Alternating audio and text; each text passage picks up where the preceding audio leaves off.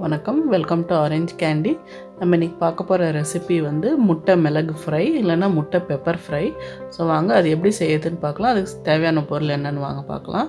இங்கே வந்து நான் 3 முட்டை வந்து நல்லா பாயில் பண்ணி தோல் உரித்து அது வந்து 2 பாதியாக வந்து கட் பண்ணி வச்சுருக்கேன். ஸோ வாங்க இது எப்படி செய்கிறதுன்னு பார்க்கலாம் இப்போ நம்ம.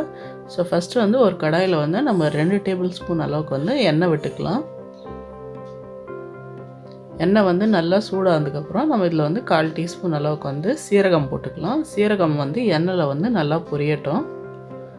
சீரகம் நல்லா பொரிஞ்சதுக்கப்புறம் இதில் வந்து நம்ம ஒரு மீடியம் சைஸ் வெங்காயம் வந்து நல்லா பொடியாக கட் பண்ணி இதுக்குள்ளே சேர்த்துக்கலாம். நம்ம கூட வந்து ஃப்ளேவருக்காக ஒரு கொத்து கருவேப்பிலை வந்து பொடியாக நறுக்கி சேர்த்துக்கலாம். வெங்காயம் வந்து நல்லா கோல்டன் ப்ரௌன் ஆகிற வரைக்கும் நல்லா வந்து வதக்கிக்கோங்க. அப்போ தான் வந்து நம்மளுக்கு முட்டைக்கு வந்து டேஸ்ட் வந்து நல்லாயிருக்கும். ஸோ நல்லா இனிமேல் நல்லா வறுபட்டதுக்கப்புறம் நம்ம முட்டைக்கு தேவையான அளவுக்கு வந்து இதில் உப்பு சேர்த்துக்கலாம். இப்போ நம்ம பெப்பர் ஃப்ரைனால நம்ம இதில் வந்து 2 டீஸ்பூன் அளவுக்கு வந்து மிளகுத்தூள் போட்டுக்கலாம். ஸோ மிளகோட ஃப்ளேவர் தான் வந்து நல்லா டாமினண்ட்டாக இருக்கணும் இந்த ரெசிப்பியில். ஸோ ஃப்ளேம் வந்து லோ பண்ணிவிட்டு வந்து மிளகுத்தூளாக சேர்த்துக்குங்க. அப்போ தான் வந்து இல்லைன்னா மசாலாலாம் வந்து கருகிடும். ஸோ மிளகு வந்து கருகிடும். ஸோ லோ ஃப்ளேம் வந்து லோவாகவே வச்சுட்டு நல்லா வந்து பரட்டிக்குங்க.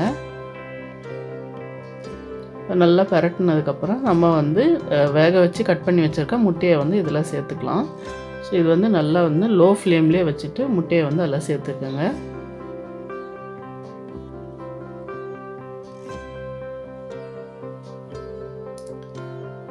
சேர்த்து நல்லா வந்து கவுத்து விட்டு ஒரு நிமிஷம் வந்து நல்லா அந்த லோ ஃப்ளேம்லேயே அந்த ஃப்ளேவர்ஸ்லாம் வந்து முட்டையில் நல்லா அப்சார்ப் ஆகிற வரைக்கும் திருப்பி விட்டுருங்க. இது ஒரு நிமிஷம் வந்து நல்லா கவுத்து விட்டு நம்ம மசாலாலாம் நல்லா வந்து நம்ம முட்டையில் வந்து அந்த ஃப்ளேவர் இறங்கட்டோன்ட்டு அப்படியே விட்டுடலாம் ஒரு நிமிஷத்துக்கு. ஒரு நிமிஷம் ஆனதுக்கப்புறம் நம்ம வந்து நல்லா வந்து இப்போ திருப்பி விட்டுடலாம். அதை பாருங்க, பார்க்கறதுக்கே இப்பயே நம்ம முட்டை வந்து அருமையாக இருக்குது. சாப்பிட்றதுக்கும் அவ்வளோ டேஸ்ட்டாக இருக்கும்.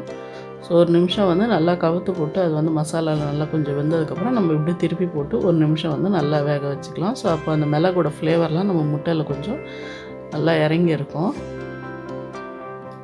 ஸோ இதே மாதிரி வந்து ஒரு நிமிஷம் வேக வச்சிடலாம். அவ்வளோதாங்க, சூப்பரான நம்ம மிளகு முட்டை ஃப்ரை இல்லைன்னா எக் பெப்பர் ஃப்ரை வந்து ரெடி ஆகிடுச்சு.